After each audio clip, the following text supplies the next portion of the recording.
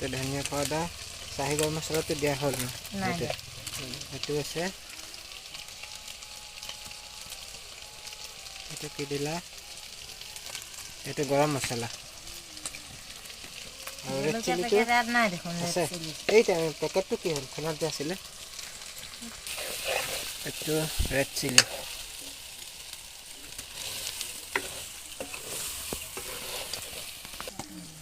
hi guys দেখিছে আমি আজি বিহু খানা বনাইছে মাংস বনাইছে ধুনীয়াকৈ বাহিৰত চৌকাত নতুন পাকঘৰৰ বিহু বুলি এসাঁজ ধুনীয়াকৈ খাব লাগিব বহাগ বিহু সকলোকে আন্তৰিক শুভেচ্ছা জ্ঞাপন কৰিলোঁ বছৰটো যাতে ভালে যায় নতুন বছৰটো আপোনালোকেও কোনে কোনে আজি খানা খাইছে নতুনকৈ জনাব আমি আজি বাহিৰতে খানা খাইছোঁ ঘৰতে মায়ে বনাই আছে